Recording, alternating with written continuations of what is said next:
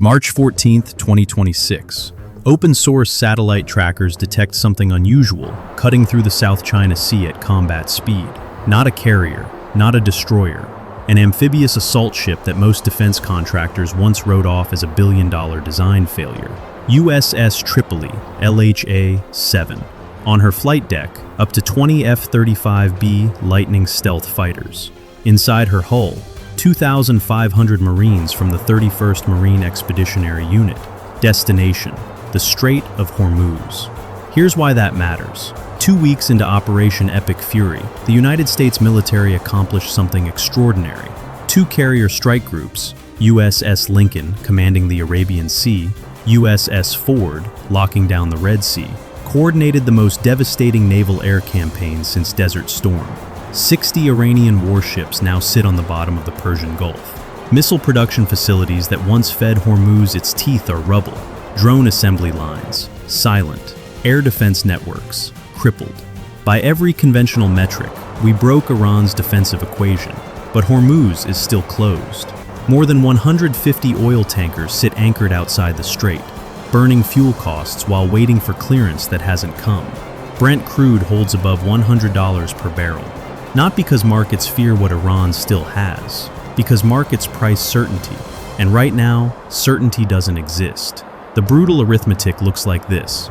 We solved 90% of Iran's military capability, but safe passage through Hormuz requires 100%. And the distance between 90 and 100 is measured in one thing: a burning supertanker blocking a 6-nautical-mile corridor.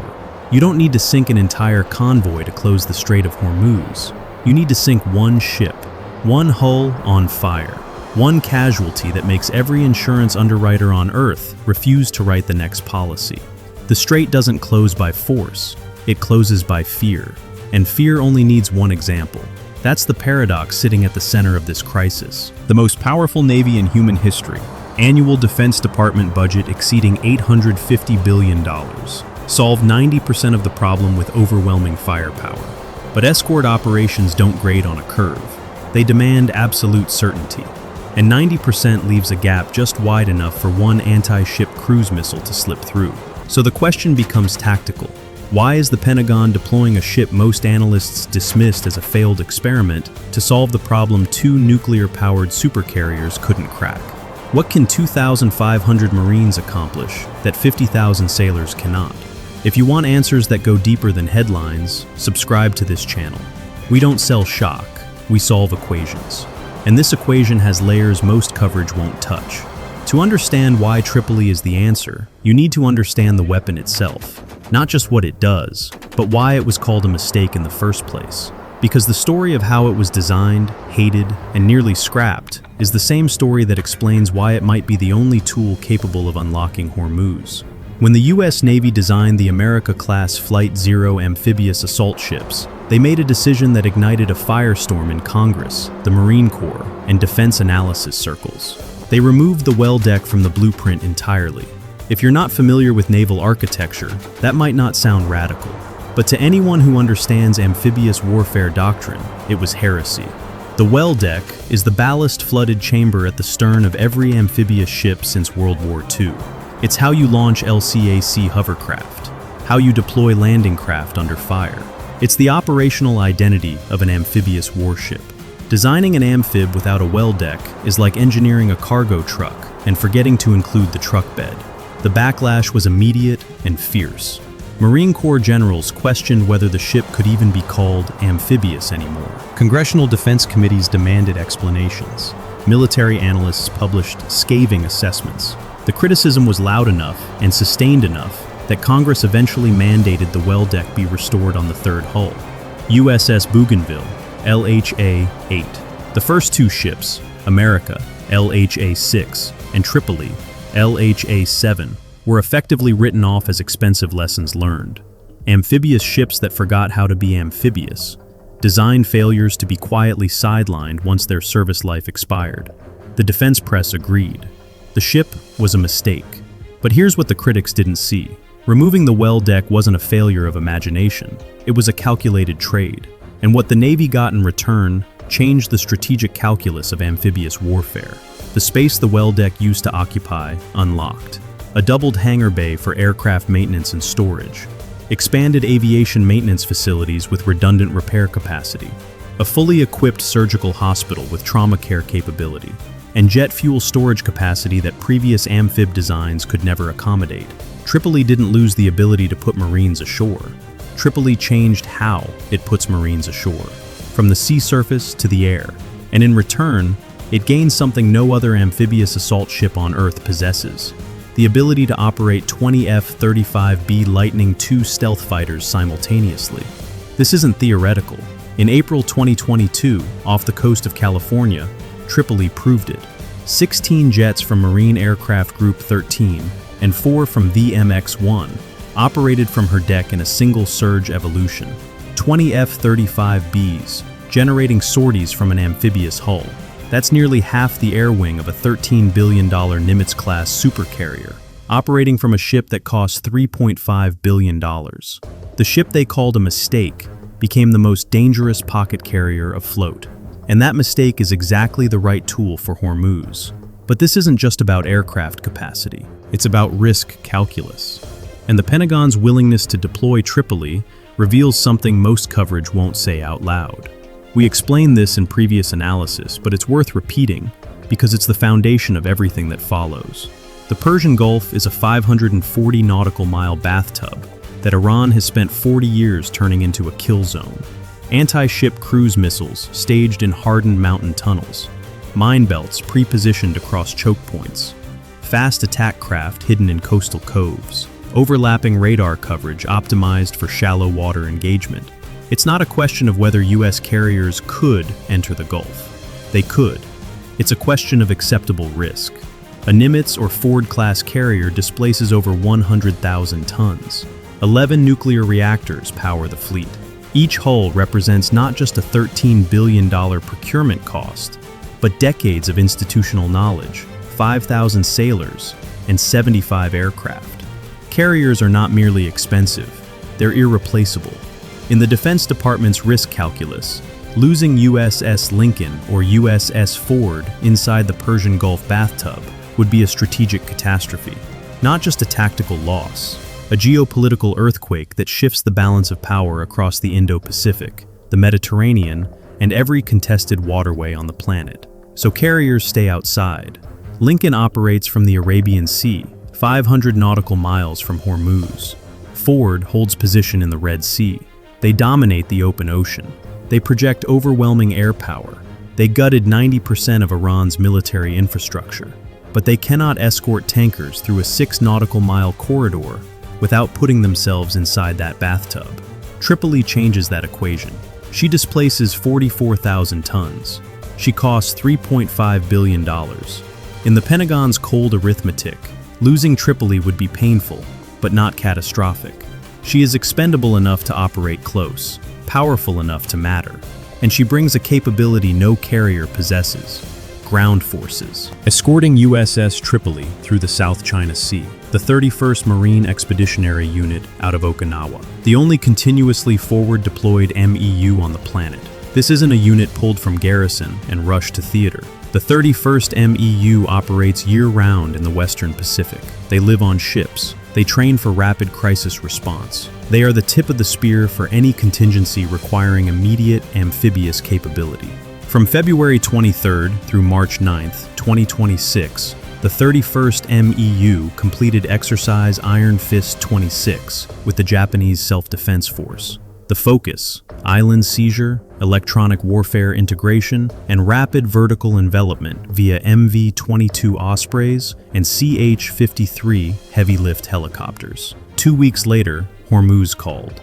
The full amphibious ready group includes USS Tripoli LHA-7, 20 F-35Bs, Command and Control, Surgical Hospital, USS Robert Smalls, CG-62, Ticonderoga-class cruiser, Aegis Air Defense, USS Rafael Peralta, DDG-115, Arleigh Burke Destroyer, Anti-Submarine Warfare, USS New Orleans, LPD-18, San Antonio-class transport, additional marine capacity, USS San Diego, LPD-22, San Antonio-class transport, vehicle, and equipment lift. This is a complete amphibious striking force. Air superiority, naval fire support, ground maneuver capability, medical trauma care, all self-contained. But here's the cost. Pulling the 31st MEU from the Indo-Pacific strips Japan of its only amphibious rapid reaction force. That's not a light decision.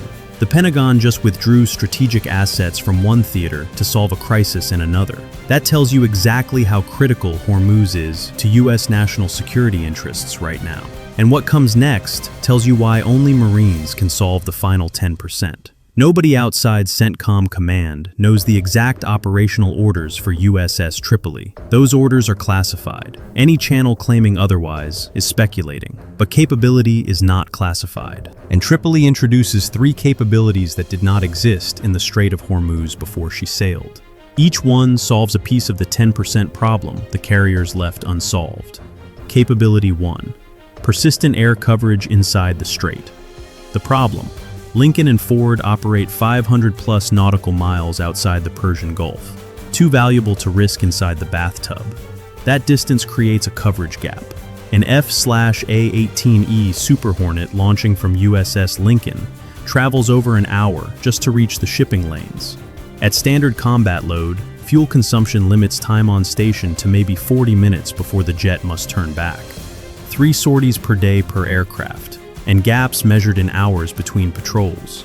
During those gaps, Iranian Mohajer 6 surveillance drones can loiter over tanker convoys, transmit targeting coordinates back to shore-based launchers, and disappear before the next cap arrives. Tripoli solves this with physics. At 44,000 tons and $3.5 billion, she's expendable enough in the Pentagon's risk calculus to operate 100 nautical miles from Hormuz instead of 500. Her F-35Bs don't need catapults. They launch via short takeoff from an 844-foot deck. And that proximity rewrites one variable that changes everything: time on station. Run the math. F-35B from Lincoln at 500 nautical miles. Transit time, 65+ minutes each way. Fuel burned, 2+ hours. Time on station, approximately 40 minutes. Coverage gaps, hours. F-35B from Tripoli at 100 nautical miles. Transit time, 13 minutes each way. Fuel burned, minimal. Time on station, 2+ hours. Coverage gaps, minutes.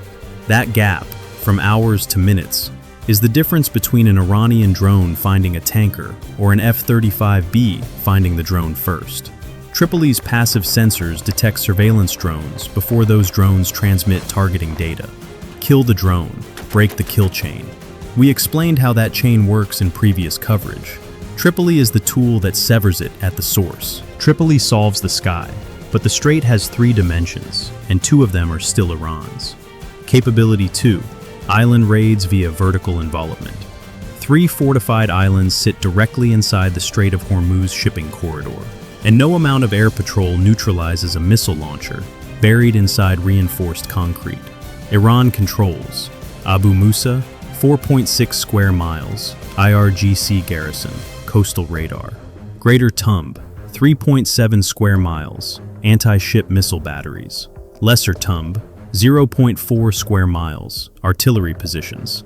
Seized in 1971, fortified over 40 years. These islands function as unsinkable aircraft carriers, fixed platforms capable of launching ordnance into the shipping lanes at point-blank range. Even after 2 weeks of carrier-based airstrikes, any surviving capability on these islands threatens every vessel transiting Hormuz.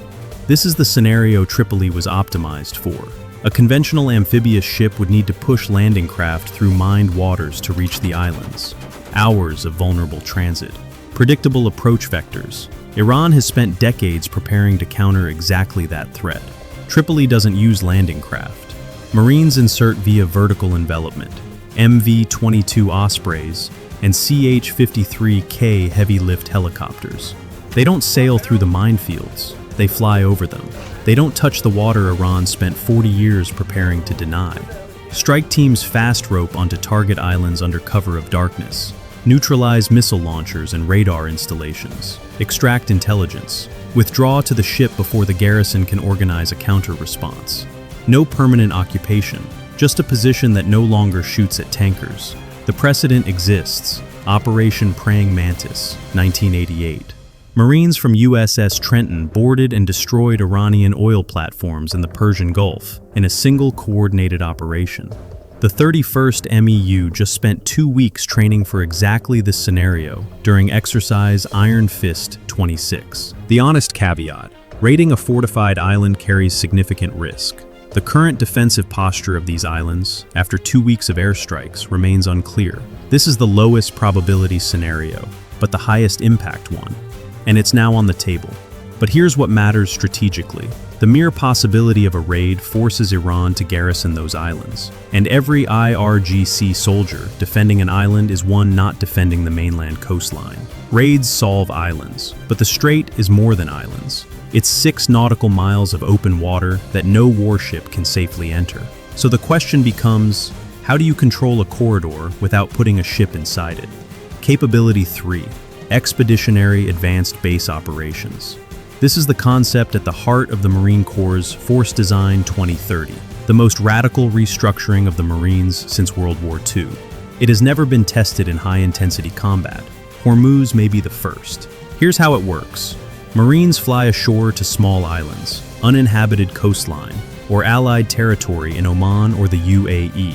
They establish temporary forward operating bases equipped with HIMARS launchers, firing ATACMs at 162 nautical miles, or PRSM at 270 nautical miles. Radar arrays, extending detection coverage across the strait.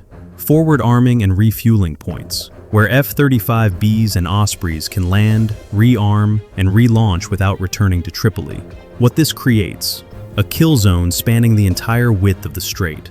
HIMARS firing from shore can engage any fast attack craft, submarine, or mine-laying vessel attempting to enter the shipping corridor. Anti-ship firepower, not from warships, but from positions Iran never built defenses against. Simultaneously, Marines provide close security for LCS mine countermeasure ships already operating in the area. Small boat teams screening against fast boat harassment. F-35Bs overhead creating a protective air umbrella. Mine clearance still takes weeks, but EABO accelerates the timeline by protecting the sweepers instead of waiting for clearance before escort begins. That rewrites the operational physics of strait control. You no longer need warships inside the strait to dominate the strait.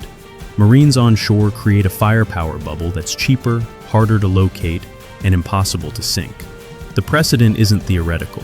HIMARS already destroyed Iranian warships during Epic Fury, firing from Bahrain.